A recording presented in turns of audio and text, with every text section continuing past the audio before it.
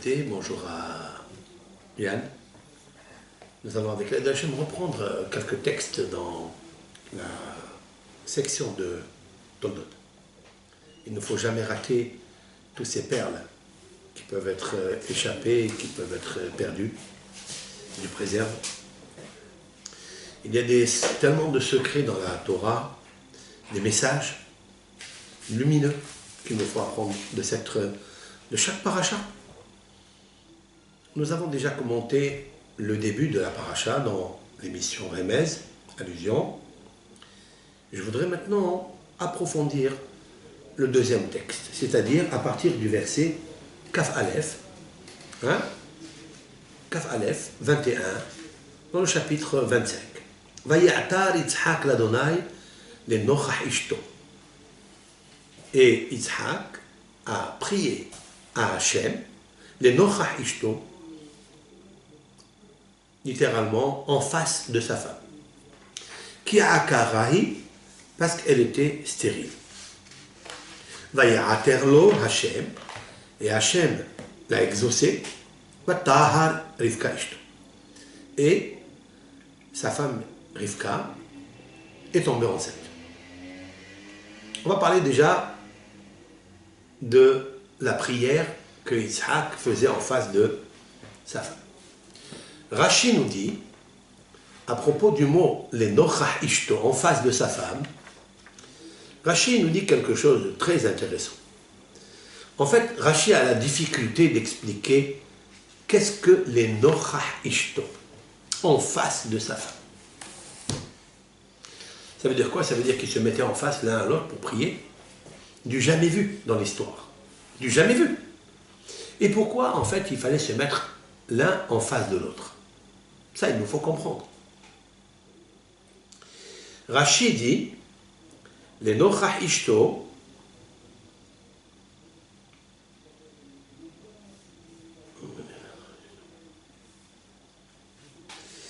il dit comme ça. Wow, c'est là.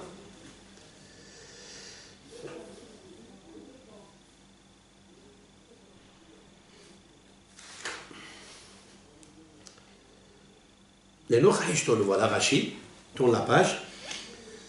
Qui zé omed bezavid zo omitpalel. Celui-ci est debout dans ce coin, omitpalel, et il prie. Vezo omedet bezavid zo omitpalel. Et elle, Rivka, se tenait debout dans ce coin, omitpalelet, et elle priait. Qu'est-ce que la notion dans Rashi?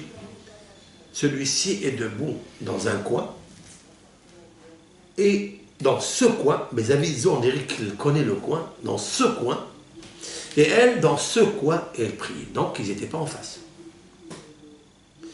Pour dire que chacun de Rivka et Yitzhak priaient chacun dans son coin, donc ils n'étaient pas à côté l'un de l'autre. Donc, les nochach ishto, qui est en face de sa femme, est une explication erronée. Ça n'est pas en face de sa femme. C'est là, chacun dans son coin. Maintenant, la question est de savoir, de toute façon, on ne sait pas quel coin. Rashi nous dit, elle priait dans son coin. Et lui, il priait dans ce coin. Mais c'est quoi ça? Quel intérêt pour nous dire une chose pareille? Après, il est marqué, Vayaterlo. Et l'Éternel l'a exaucé à lui. Lo velola. À lui et pas à elle. Pourquoi? Pas parce que lui il est plus grand que Rivka. Non. She'en domé ma'alat tfilat tzaddik ben rasha li tfilat tzaddik ben tzaddik. Elle ne ressemble pas la prière d'un tzaddik, fils d'un tzaddik, c'est-à-dire Yitzhak, fils d'Abraham, comme la tefila d'un tzaddik ben rasha, celle de Rivka, que son père était un rachat. L'effikaf, lo velola. C'est pourquoi l'Éternel va exaucer la prière de Yitzhak et pas à elle. Elle était aussi grande. Maintenant, il nous faut savoir qu'il y a ici avec l'aide de Hachem, un grand secret. Comment faire une tefila pour une femme qui est stérile, comme Rivka, c'est-à-dire 20 ans de stérilité. Comment un homme, le mari, il doit trouver les mots et amadouer la rigueur midatadine qui est posée, qui est tendue sur sa maison. Ici, on sait que Rivka est une très grande sadéquette. On l'a vu pour plusieurs choses. On l'a vu d'abord parce que elle avait le hesed, la bonté en elle. Bien qu'elle ait vécu avec un père, un frère, idolâtre, roublard. Si on voit qui est Lavan, qu'est-ce que Lavan? Pourquoi on l'a appelé Lavan? On va le voir après avec Yaakov dans Parashat Vayetse Yaakov. Yaakov, dans la paracha de cette semaine de Vayetse, c'est-à-dire il est sorti d'où? Des restes Israël. Yaakov, il représente la Shekhinah.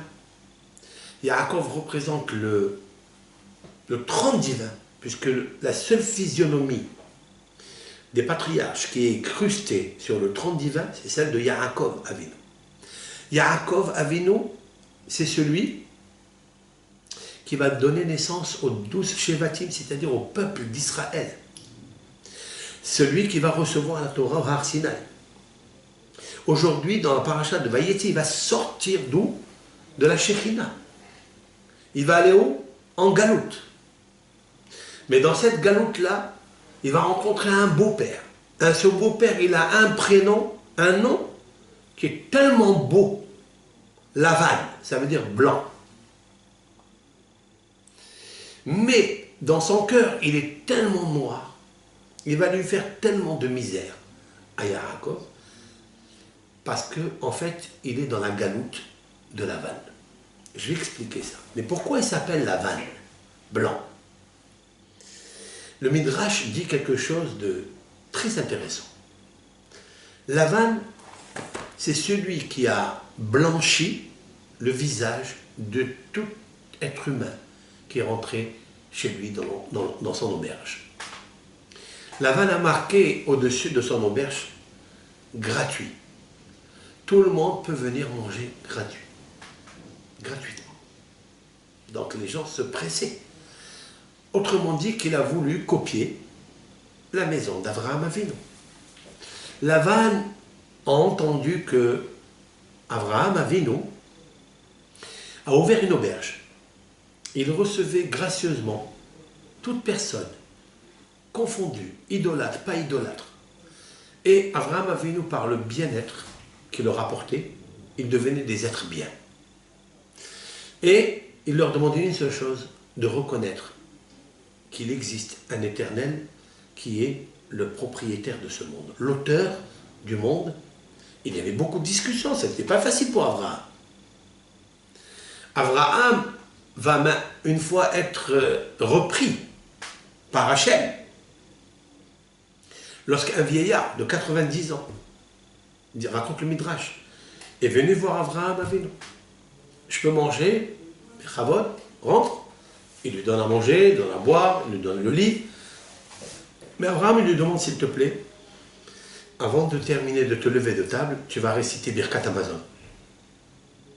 Ce fruit d'où il est venu, ce pain d'où il est venu, et il discute avec lui, discussion. Le vieillard de 90 ans, il sort une statuette de sa poche et il dit, mais quel Dieu? De quel Dieu s'agit-il? Le Dieu qui existe, c'est celui-là, c'est la petite statue. Et Avraham Avinu, il lui dit, mais cette statue, elle peut tomber, elle peut se casser. Dis-moi comment elle t'a apporté ce pain. Raconte-moi comment elle t'a sauvé. Elle a dit, mais c'est elle qui est mon GPS, Waze, qui m'a amené jusqu'à vous. C'est elle qui m'a indiqué. Si je ne portais pas ça sur moi, elle ne m'aurait pas indiqué qu'il existe une auberge de bienfaisance, etc. Mais il lui dit, mais écoute, et il discute, il existe, jusqu'à ce que l'autre, il était tellement têtu qu'Avraham Avinu a perdu patience. Pour la première fois qu'Avraham y perd patience, et il dégage la personne. Il lui dit, bon, vous n'avez rien à faire ici, monsieur. La personne les quitte et il se trompe dans les routes. Cette fois-ci, le Waze ne marche pas. GPS ne marche pas. Il est To'eb Midbar. Il est complètement en train de dévoyer dans les routes jusqu'à ce qu'il perd, il se met à pleurer, un monsieur âgé de 90 ans. Il vient à Kadosh Baruch Hu dans le halom, dans le rêve, à Abraham, il lui a dit, c'est comme ça que tu te comportes avec les créatures, Abraham. C'est comme ça que tu perds patience. Dit Hachem à Abraham, moi, j'ai eu patience 90 ans avec cette personne. Et toi, en 1 heure, tu perds patience. Va le chercher, tout de suite. Dans le rêve, il lui dit comme ça. Et Abraham, il envoie les serviteurs jusqu'à ce qu'il ramène la personne. Et il lui parle au dialogue. Il lui dit, c'est vrai, je ne sais pas. Alors il lui dit, ouais, alors, ta statuette, elle est où? Il m'a dit, je l'ai jetée, parce qu'elle ne sert à rien. Et finalement, c'est dans ma route que j'ai commencé à réfléchir qu'en fait, ces statuettes ne vont rien du tout. J'ai ici un être humain qui me parle de l'auteur de l'histoire, de l'auteur du monde. Et alors, je ne réfléchis pas un petit peu? Merci d'être venu me chercher. Merci. Maintenant, expliquez-moi, qu'est-ce que Dieu? Et Abraham, il lui fait un cours, un shiur de Moussa, de Emouna, et il le ramène à la Torah. Abraham Avinu garde la patience depuis ce moment-là. Jamais il va laisser même un rachat, même Sédom, il va se battre, comme c'est marqué dans le texte, je ferai avec toi, dit Abraham, avec toi l'Éternel, une guerre. Jusqu'à ce que je sauverai cette créature. Il a compris que l'Éternel lui avait laissé un message qu'il ne faut jamais, jamais perdre la patience dans un enfant, appelez un Ben Israël. Un Ben Israël, un enfant qui se conduit très mal dans une maison, oui, il faut toujours garder la patience avec lui. Il faut toujours avoir en tête ce midrash tellement beau, tellement clément, qui nous apprend tellement la chaleur, pas seulement d'un étranger, mais d'un enfant. Et c'est la raison pour laquelle Yitzhak Avinu est un grand homme. C'est celui qui nous sauvera les Hatid de Lavo, comme je vais expliquer le midrash prochain. Maintenant, Lavan, il a entendu qu'Abraham Avinu, il faisait du hesed avec autrui, mais c'est avec son argent, son propre argent. Il distribuait gracieusement. L'essentiel, c'est de reconnaître un cas du monde. Tandis que Lavan, lui, il est mécréant, il est idolâtre. Donc quelqu'un qui est idolâtre, pas seulement qu'il peut changer, certes, on a vu plusieurs personnes qui ont changé de philosophie, de théologie, comme Yitro, le beau-père de Moshe Rabbeinu. Il a servi toutes les Avodah Zara, il a changé, il a mérité d'avoir Moshe, mais il était droit. Lavan était en même temps idolâtre, mais il avait une carence terrible, laquelle? Lavan. Quoi? Il marque sur son obèche, ici vous pouvez manger gratuitement, toute personne rentre, elle mange, et Lavan, de lui blanchir son visage en lui faisant honte, il lui dit, écoute, payez-moi uniquement le prix coûtant de ce que je vous ai donné. Mais le prix coûtant, où c'est marqué, où c'est affiché, combien est-ce vrai? Pas non. Les gens blanchissaient leur visage de honte. Ça, c'est Lavan. Lavan, malbin. Malbin vient du mot Lavan, blanchir. Blanchir, ça veut dire quoi? Normalement, sur le visage, il y a une beauté. Il y a une couleur. La couleur du sang. La couleur rouge. Hein? Lorsque quelqu'un a honte, cette couleur rouge, qui est le sang, va disparaître dans le corps entier, va rentrer dans les membres entiers, et le visage deviendra blanchâtre. Ça, c'est Lavan. Il a blanchi de honte, d'humiliation, toute personne qui venait manger chez lui. Voilà comment il s'appelle Lavan. Et on connaît la suite. Comment il a entourloupé. Mais en fait, peut-être c'est le premier qui a blanchi l'argent. Peut-être. Le premier qui a blanchi, qui a fait du noir, mais en même temps, en s'appelant Lavan, c'est lui. On dit Lavan, c'est de l'argent shahor. Shahor, ça veut dire noir. Mais en fait, on le blanchit. Oui. Peut-être, il faisait croire aux impôts de la ville qu'il faisait gratuit. Mais en même temps, les gens étaient obligés de le payer comme ça en noir. hein, en liquide. Voilà ce que c'est Lavan. En même temps, il blanchissait les visages des autres, et en même temps, il blanchissait l'argent. Hein? C'est le premier qui a blanchi. Et quand même, la droiture que Rivka a gardée, en étant avec un père idolâtre, un frère malicieux et rusé, avec des gens habitant dans cette ville de Padan Aram, des gens sorciers, des gens qui avaient, en tous les cas, son frère, Midodraot. On a compris aussi dans le Midrash que Bethuel a voulu tuer Eliezer. Lavan a voulu tuer Eliezer. Et que l'ange Michael est venu et il a interchangé les plats, puisqu'il lui avait mis du poison dans l'assiette de Eliezer pour le tuer, parce qu'il voulait garder Rivka et les cadeaux. C'est-à-dire qu'il montrait qu'ils étaient la pâte blanche. C'est quoi la pâte blanche? C'est le hazir, c'est-à-dire le porc. Il porte des pâtes blanches, mais il ne rumine pas. Et en fait, quand même, Rivka est restée tzaddiket. Après, on a vu les gestes magnifiques de bienfaisance avec Eliezer. Elle va les faire boire les chameaux, etc. Puis ça ne suffit pas. Ça ne suffit pas parce qu'il faille que Yitzhak fasse un test, qui est le dernier test, et on le voit, je reviens, nous allons prendre le chapitre 25, verset 27, dans la paracha de Haï Sarah, qui est très intéressant. C'est marqué comme ça, que lorsque Yitzhak a vu Rivka, et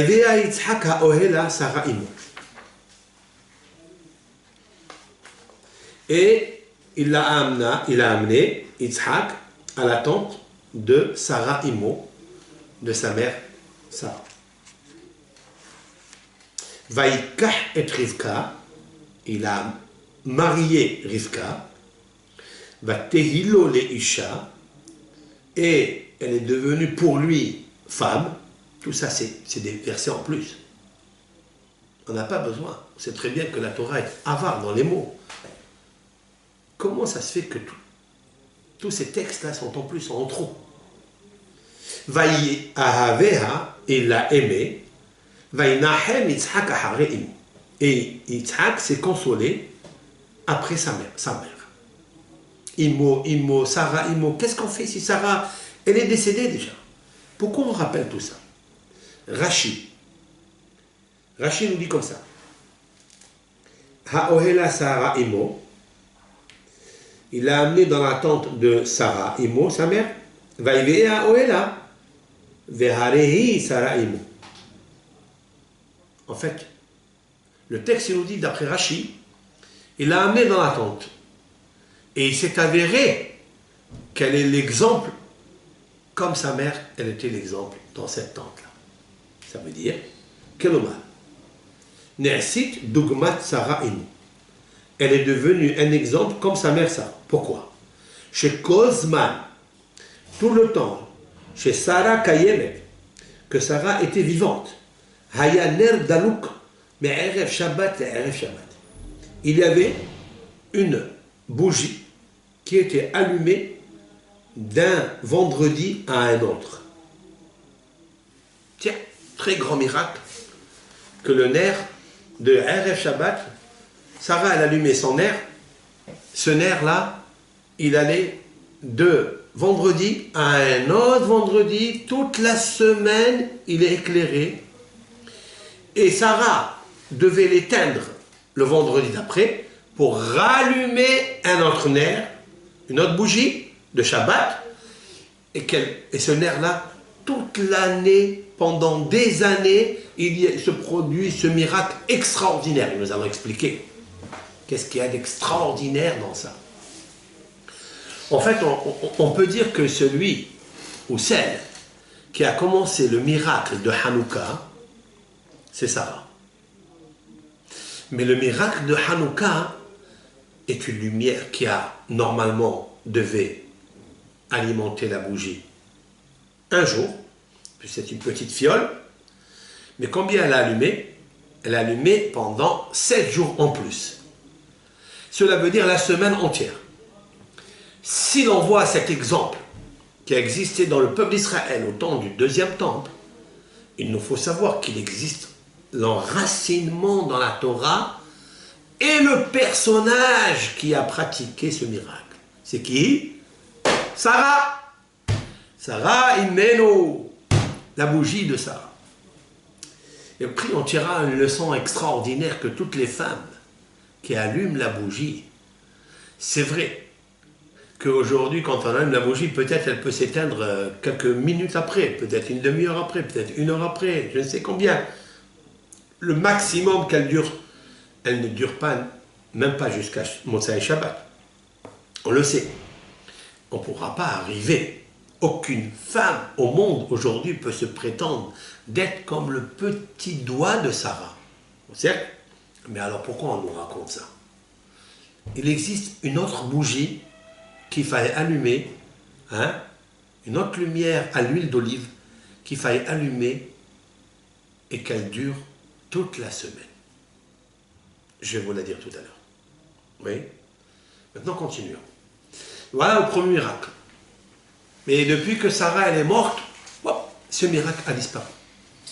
Pourtant, il est une grosse question. Abraham était là. Lorsque un mari perd sa femme, Dieu préserve, qui est-ce qui allume des bougies de Shabbat? C'est le mari, c'est Abraham. S'il n'est pas à la maison, c'est Yitzhak. Dites-moi, ces deux personnages, ça n'est pas les plus grandes tzadikim de la terre? Du moins jusqu'à il y a 2000 ans, après la création d'Adam Arishon et de Noé. Ces deux personnages exceptionnels, oui. Ils ne peuvent pas allumer la bougie et que se produise un miracle de la veille de Shabbat à un autre Shabbat. A priori, non. Il nous faut savoir pourquoi. Donc ce que je constate et j'observe, c'est que Sarah, il met nous avec quelque chose de au-dessus de la nature, supra-rationnel. Plus qu'Abraham et plus qu'Isaac et les deux en même temps. Voilà qu'est-ce que ça veut dire la force d'une tzadékette, d'une femme comme Sarah. Combien on doit prier quand on allume les bougies de Shabbat. Toutes les femmes doivent ajouter dans leur institution, dans la formule des prières de Hiratzon, elles doivent ajouter, à mon avis, Bisrout Sarah Imenu, par le mérite de Sarah, notre matriarche. Décelé de ce rachida. On voit deux choses. On voit que Sarah, elle allumait la bougie la veille de Shabbat. Cette bougie allait jusqu'à vendredi d'après. Alors il nous faut savoir c'est quoi. C'est un miracle, mais le miracle c'est quoi?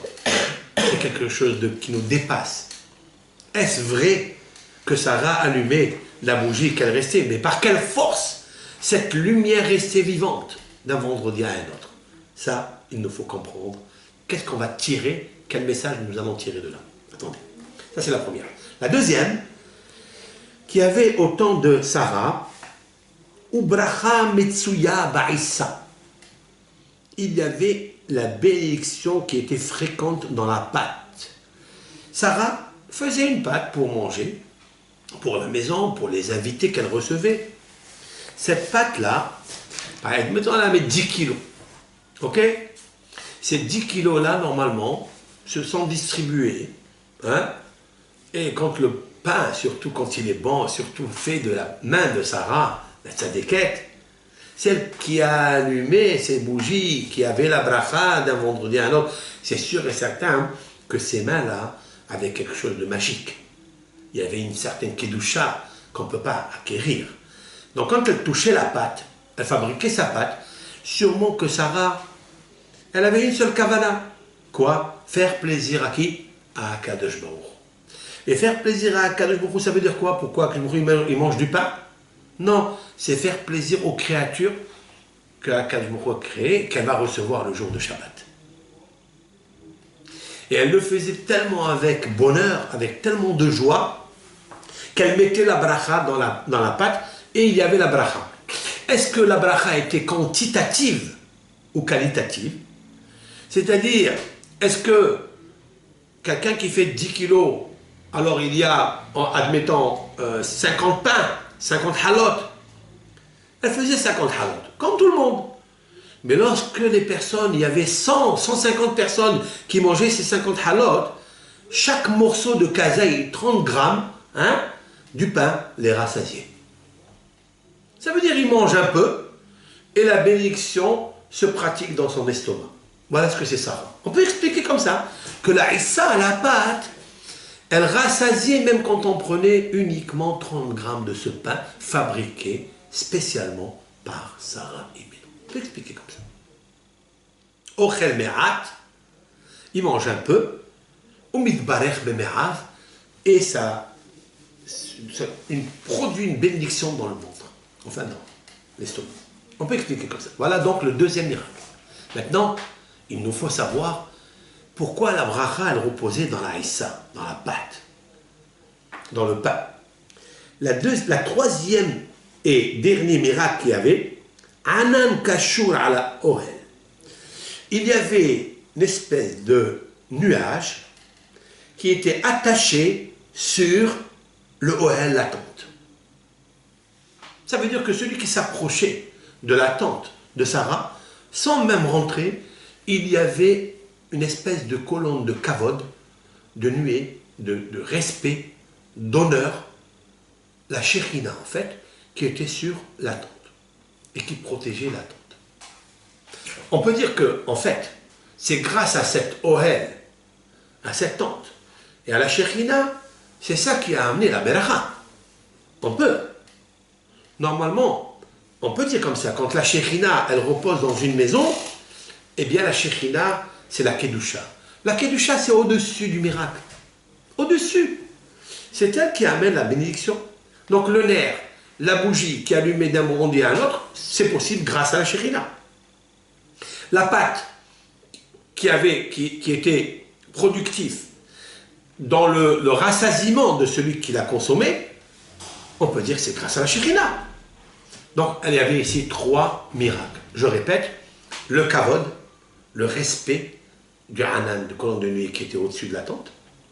La deuxième, la pâte, qui était bénie, et que toute personne qui mangeait même peu, il se rassasiait tellement il y avait des vitamines dedans. Et ça, on peut le comprendre. D'ailleurs, le roi Shlomo, dans les Proverbes, dit Tzadik ochel le sova nafsho. J'explique, le tzaddik mange pour rassasier son âme.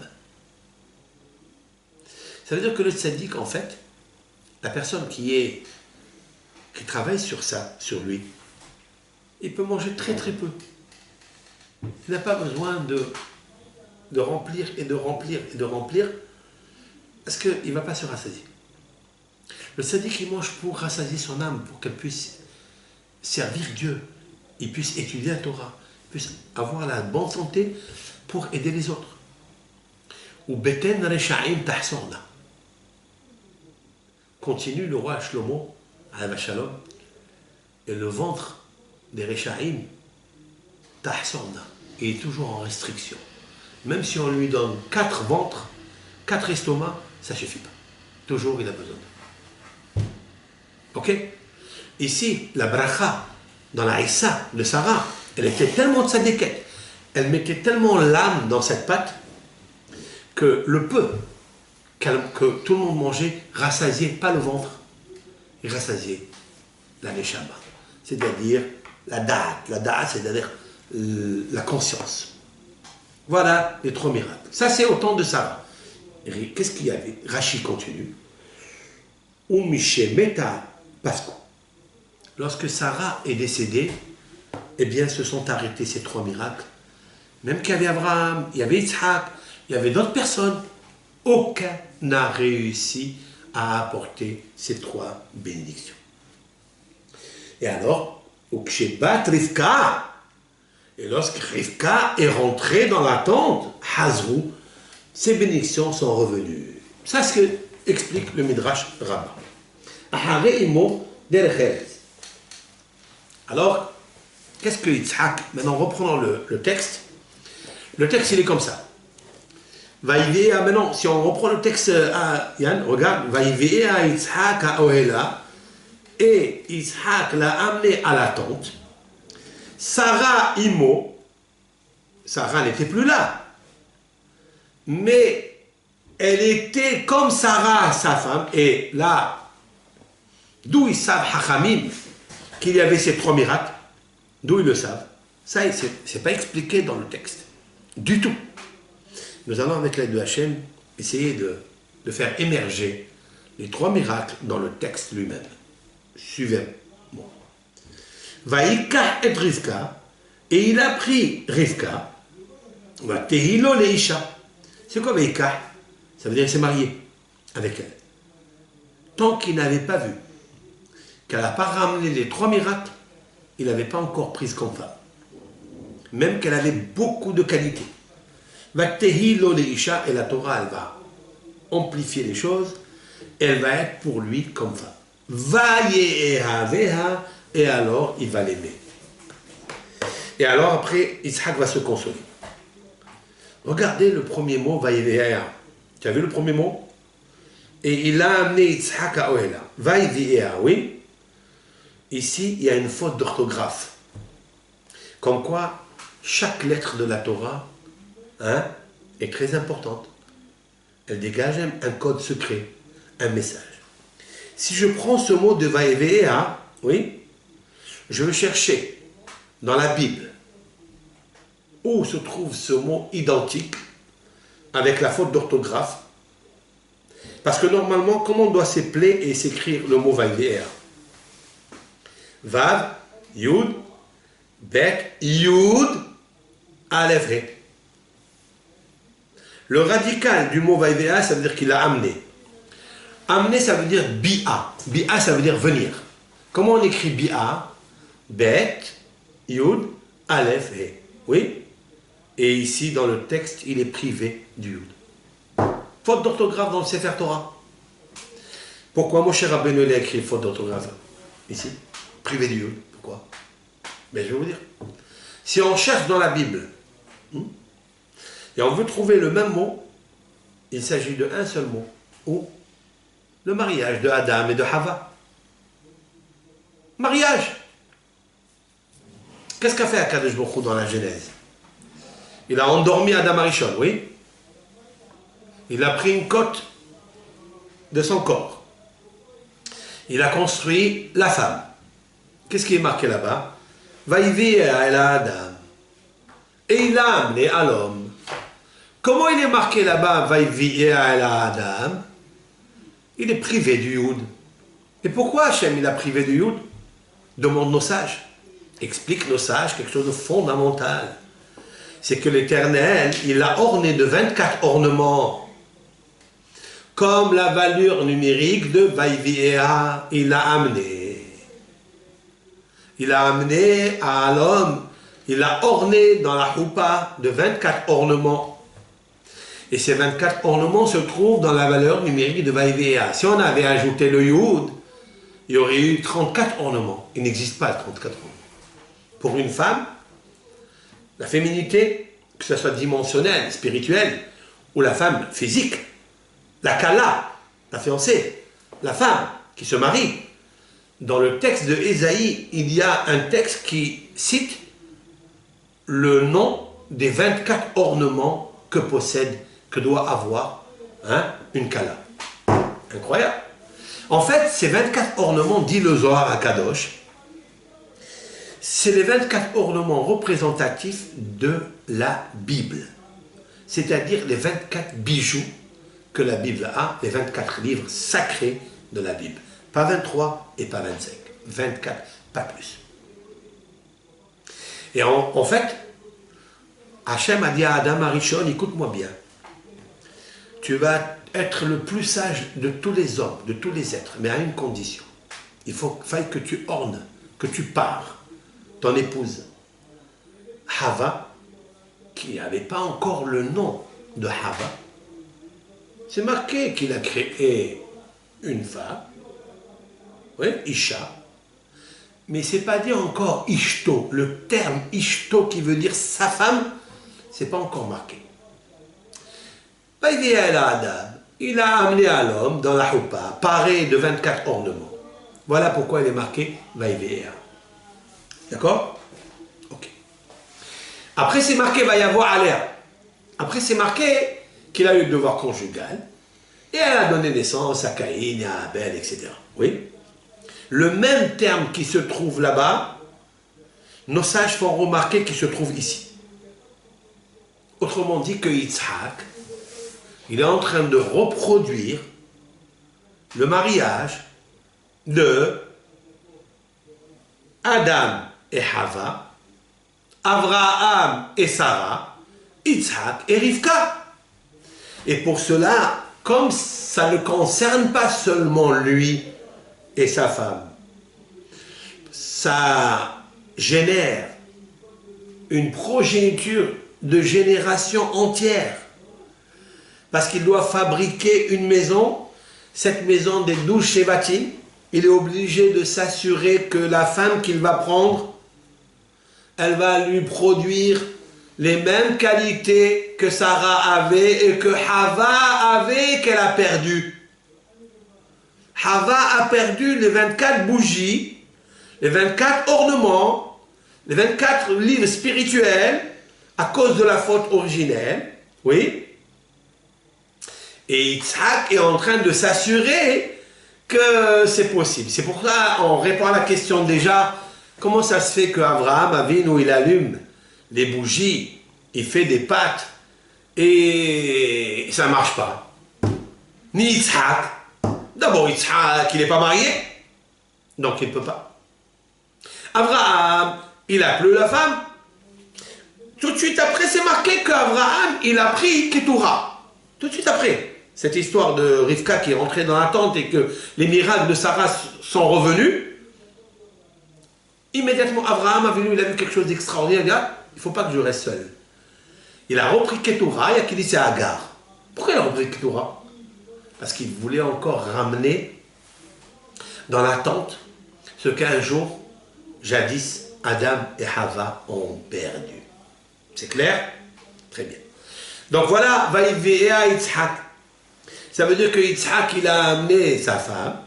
Il lui a dit, attends, je vais tester si les 3 miracles qu'on a perdus un jour, hein, si les 3 ma'alot, qualités qu'on avait avant, on les a perdus. Ça veut dire la Shekhina qui s'est retirée et elle a laissé Adam et Hava dans les histoires, dans les disputes. C'est-à-dire qu'ils se sont séparés l'un et l'autre. Parce qu'ils ont perdu. Ils ont perdu quoi? Ben, ils ont perdu la Shekhina, le Kavod. Oui.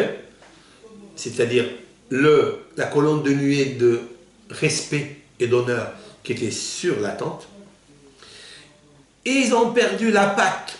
Ils faisaient des halot, mais il fallait manger 50 pour une personne. Alors que quand il y avait Sarah, il mangeait un petit morceau de kazaït, 30 grammes, et il se rassasiait. Parce qu'il avait la bénédiction dans le Gan Eden. Et aussi la bougie de Erev Shabbat. Quand est-ce qu'elle a fauté Hava et Sarah et Adam? Vendredi. Depuis ce vendredi qu'elle a fauté Hava avec Adam, il n'y avait plus de lumière. On allume une petite bougie, pof, elle s'éteint. Une demi-heure après. À la rigueur, elle peut rester jusqu'à samedi soir. Mais de rester de vendredi à un autre vendredi, ça veut dire les jours de la création entière, ça c'est perdu, c'est fini. Jusqu'à ce qu'elle soit venue Sarah. Et on sait que Sarah, c'est le Gilgoul de Hava. Je l'ai prouvé plusieurs fois dans les textes. Je n'ai pas ici le tableau pour le confirmer par des séquences de lettres, hein, que Sarah se trouve avec Hava, etc. Et je vais vous le trouver ici maintenant, dans le texte. Vaïvéa Yitzhak Oela. Il a dit, attends, je vais voir si toi, tu as la même réincarnation que Sarah. Je veux savoir si c'est vrai. Alors, qu'est-ce qu'il dit? Il l'a fait rentrer. Et elle a vu que tout de suite, il a vu que les miracles sont revenus. Il a dit, waouh. Maintenant, on comprend quelque chose de très important dans un des textes de Haye Sarah qu'on n'a pas compris. Pourquoi Sarah, l'Éternel ne l'a pas fait assister au mariage de son fils Yitzhak, cet enfant qu'elle a tellement attendu, qui se marie avec Rivka. Pourquoi? Parce qu'en fait, il faut qu'elle quitte ce monde pour qu'elle revienne dans Rivka. Et on voit de là que Rivka vraiment elle a reçu l'héritage de Sarah. Et c'est ça qu'il voulait tester ici. Maintenant, si c'est vrai,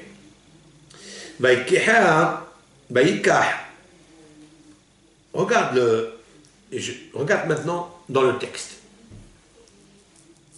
Prends le mot Sarah. Qu'est-ce qu'il y a à la fin du mot Sarah? Quelle lettre? He.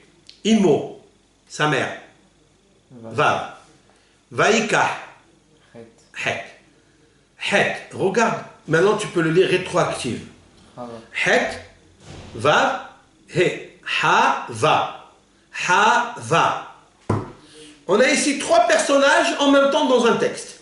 On a le mot Sarah, on a le nom de Rivka, et on a celui qui est en cachette. C'est lequel? Hava. C'est-à-dire la reproduction de Hava, c'est Sarah et c'est Rivka. Tout court? Clair? Tu as vu combien de secrets sont cachés dans un texte? On comprend pourquoi Vaïvéa il est privé d'Aïoud. Parce qu'il fallait ramener les 24 ornements dans le monde. Maintenant regarde bien comme il faut. Vaïka. Prends les initiales. Vaïka. Qu'est-ce qu'il y a au début? Vav. Et. Aleph. Rivka. Resh. Aleph. Vav. Resh. Or. C'est quoi or? La lumière. Quelle lumière? De quelle lumière s'agit-il? La lumière que Hava elle a perdue jadis un jour. Et à cause de cette lumière, la lumière de Adam Arishon, que Hava et toutes les femmes qui sont incarnées, investies dans son âme, elles ont fait perdre à Adam Arishon. Alors, nos sages disent, ce sont les 3 mitzvot qu'une femme elle doit pratiquer. Lesquelles? Ben, c'est très simple. Elle doit pratiquer le ner du Shabbat. Pourquoi une femme, elle allume le ner le vendredi soir, la bougie? Elle doit l'allumer. Pour elle, c'est éclairer son âme. C'est éclairer le foyer, le baït. C'est éclairer ses enfants. Pourquoi elle doit l'allumer? Qu'est-ce que disent nos sages dans le traité Shabbat? Parce qu'elle, elle a éteint la lumière du monde. C'est-à-dire la lumière de Adam Arishon. Elle doit rallumer la lumière du monde en passant par le Shabbat. Et en passant par le jour, vendredi, où elle a fauté. Elle doit ramener le or. Et elle le ramène. Pourquoi cette lumière du Shabbat, qui est la lumière du ner, de la bougie, elle correspond à quoi? Au Shalom Bayit. C'est-à-dire la paix dans la maison. Eh bien, la paix dans la maison, ce fut un temps où elle a fait le divorce dans la maison. Où elle a répudié sa femme. Adam a répudié pendant 130 ans sa femme. On ramène le shalom, baït. Oui? Ok? À ce moment où la femme, elle allume, elle doit penser à 3 choses. Je fais partie. Elle doit dire comme ça. Je fais partie des étincelles divines qui étaient dans l'âme de Hava pendant qu'elle a éteint la lumière du monde. Donc, je rallume par la dictée de la Torah, les dictées des Hachamim, l'ordonnance de la Torah et l'ordonnance des Hachamim, je rallume cette flamme du Shalom Bayit. Ok? Qu'une fois, elle a éteint. Alors, c'est vrai, Sarah, quand elle allumait et elle pensait à Hava, alors, ça a éclairé de vendredi à un autre vendredi. Pourquoi? Parce que en fait, le Shabbat, c'est quoi? C'est Mekor HaBeracha. Le Shabbat, c'est la source de la bénédiction qui jaillit dans la semaine. Shabbat, c'est Mekor HaBeracha, mais c'est aussi 1/60 du Gan Eden. il a un avant-goût du Gan Eden. Cela veut dire que vivre le Shabbat, c'est vivre ce que Hava et Adam vivaient dans le Gan Eden. Ça veut dire la lumière. La grande lumière qu'il y avait dans le Gan Eden. C'est-à-dire le Shalom Bayit. Le Shalom Bayit, c'est quoi? C'est que Adam, il avait Hava, uniquement Hava. Il n'y avait pas une autre personne qui pouvait faire déjouer le regard égaré de Adam Arishon. Il n'avait que sa femme. Mais voilà, l'intrus s'est introduit. C'est le serpent qui a fait isolation entre les deux. Le het de Nahash. Ok? Dans le Shalom Bayit, il y a aussi le or du Gan Eden. Et ça, la femme, elle est en train de l'allumer. Quand Sarah, elle a allumé cette bougie, elle dit, je vais récupérer maintenant la lumière que j'ai perdue une fois quand j'étais Hava. Alors cette bougie, elle est liée avec le Shabbat. Le Shabbat, c'est Mekor Aberacha qui alimente toute la semaine. Alors aujourd'hui, certes, toutes les femmes qui vont allumer, ça ne va pas allumer peut-être tout le Shabbat. Elles peuvent l'allumer tout le Shabbat. C'est vrai. Mais qu'il se produit une bénédiction jusqu'au Shabbat prochain, c'est un peu difficile. Mais, elle peut allumer la bougie de son âme, qui est le Shalom Bayit, toute la semaine. Toute la semaine, grâce à cette bougie qu'elle allume la veille de Shabbat, elle peut garder toute la lumière de Shalom Bayit et du or toute la semaine, jusqu'à vendredi d'après. Seulement, si elle se concentre de faire tous les efforts possibles qui sont dans sa possession, de les faire, parce que le hinour, l'éducation, ça ne s'acquiert pas facilement. Le contraire, oui. Mais le hinour, il faut travailler énormément. C'est ça le mot éducation. Rééducation. Ça veut dire se faire des gestes plusieurs fois, des mouvements plusieurs fois, pour que le corps s'habitue à cela. Eh bien, si on veut allumer le nerf, ce nerf de Shalom Bayit qui vient avant Shabbat, pour que dans Shabbat, on est dans l'ambiance du Shalom Bayit, eh bien, elle doit, au moment de l'allumer, pas seulement allumer pour le Shabbat, mais aller plus loin encore toute la semaine, jusqu'à vendredi d'après, parce qu'elle peut tenir 7 jours. Mais après, il va falloir éteindre cela, hein, et rallumer une bougie par rapport à, pour faire un nouveau geste, pour ne pas trop s'habituer à cela. Parce qu'on perd, à cause de l'habitude, on perd le contrôle. On s'évade. Mais si on fait attention pendant l'allumage, il faut savoir que pendant l'allumage que nos sages nous ont dicté l'heure de l'allumage des bougies, il faut savoir qu'il y a une grande lumière qui émane du jour de Shabbat et qui repose dans les mains de la femme pendant qu'elle allume cette bougie. Et pendant qu'elle allume cette bougie, elle doit profiter de cette lumière qui ne lui appartient pas, qui appartient uniquement au Shabbat et qui éclaire rétroactivement sur elle avant que le Shabbat arrive. Parce qu'elle est reliée avec Mekor HaBeracha, c'est-à-dire la lumière céleste, Bashamaïm, dans le ciel, dans le Shabbat du ciel. Et donc je prends cette lumière et je me dis, je vais prendre cette lumière et je vais la projeter toute la semaine. Autrement dit, le Shalom Bayit avec mon mari, avec mes enfants, toute la semaine. Je vais essayer, par exemple, elle doit se dire, je vais essayer, par exemple, de ne pas dire certains mots que j'ai l'habitude de dire et qui provoquent l'incendie. Elle doit réfléchir quelles sont les paroles qui, des fois, provoquent le esh, un mahloket, contrairement du Shalom Bayit. D'où on l'a appris? De Sarah Imo. C'est ça, Vaïkah et Rivka. Et il a pris et Rivka. Ça veut dire il a pris et Rivka. Il y a le mot et en plus. Il a pris et Rivka. Il a pris Rivka, Vaïkah, Rivka. Pourquoi et Rivka? Il a pris la lumière qu'elle avait, Rivka. Et Rivka, celle qui accompagne Rivka. Quoi? La lumière. Qui d'ailleurs, c'est ça les initiales que je fais remarquer ici. Le mot or. Aleph, Vav, Resh. Le or de Rivka, c'est ça qu'il a pris, Yitzhak, avec lui.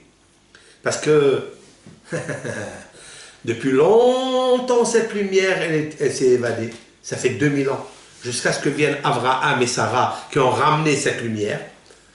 Et après, une fois que Sarah est morte, elle a perdu cette lumière. Et Abraham, donc, il était isolé de cette lumière.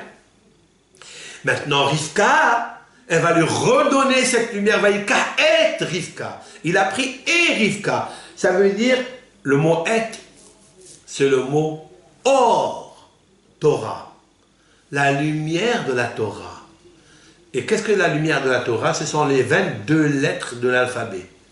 Et, Aleph, Tav. Du Aleph jusqu'à Tav, il y a 22 lettres. Le Aleph, c'est le Or, et le Tav, c'est la Torah. Le Tav, c'est la Tmimut, c'est l'intégrité, c'est la Shlemut, c'est la perfection qu'il a vue dans Rivka. Parce que la seule perfection, c'est quoi? C'est la lumière qu'on a perdue un jour. Donc il a orné de 24 ornements. Hein? Et tout se trouve ici, oui.